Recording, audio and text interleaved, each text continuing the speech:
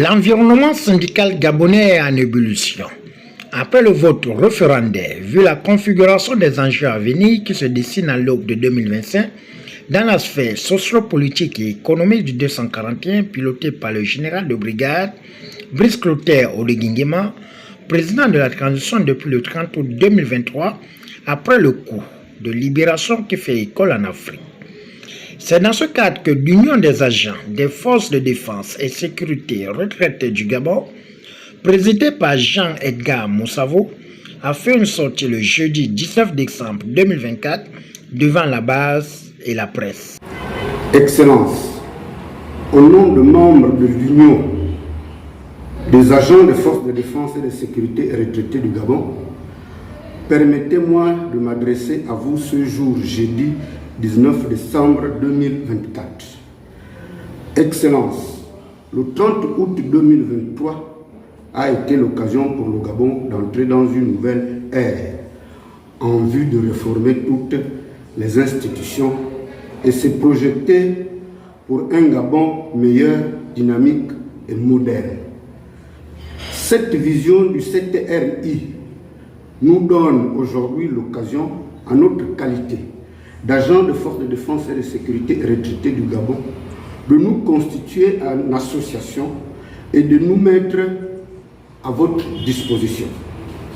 Ainsi, en date du 16 novembre 2024, l'Union des agents de forces de défense et de sécurité retraités du Gabon, affiliée au Congrès des agents publics, parapublics et privés de l'État, a non seulement encouragé tout agent de forces de défense et de sécurité retraité à voter, mais aussi à voter de manière libre et indépendante au oui du référendum 2024. Nous tenons à rappeler ici que l'Union des agents de forces de défense et de sécurité n'est ni un parti politique, ni une association de récupération politique. Notre objectif principal est de défendre les droits de tous les agents de forces de défense et de sécurité retraités du Gabon. C'est pourquoi, par les présentes, nous sollicitons de votre haute autorité la signature du décret d'application du statut particulier des militaires retraités pour que nos larmes sèchent comme vous nous l'aviez promis. Mesdames et messieurs, chers camarades, les agents de forces de défense et de sécurité retraités du Gabon ont pendant longtemps été marginalisés et abandonnés à leur propre sort. Monsieur le Président de la Transition,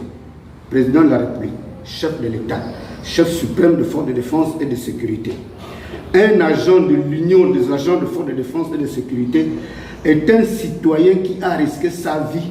pour défendre et servir sa nation. Il est donc injuste qu'au prix de ce sacrifice suprême, après toutes ces années de bons et loyaux services, il se trouve marginalisé de la sorte. La signature du décret d'application du statut particulier de militaires retraités, qui est la loi 18/2010 du 27 juillet 2010 portant ratification du 25 février 2010,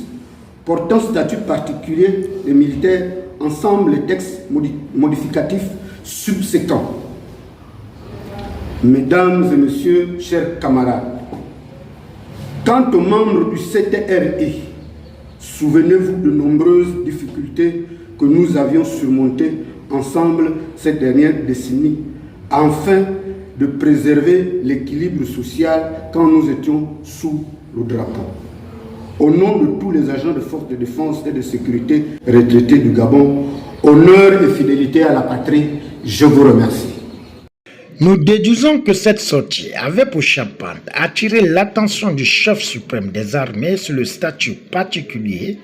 les doléances du cahier de charges et l'équilibre social en sollicitant une rencontre avec le numéro 1 du Gabon, le général de brigade Brice Clotaire Oligingema, afin de fixer le cap et un partenariat objectif. Attirer l'attention de notre chef hiérarchique,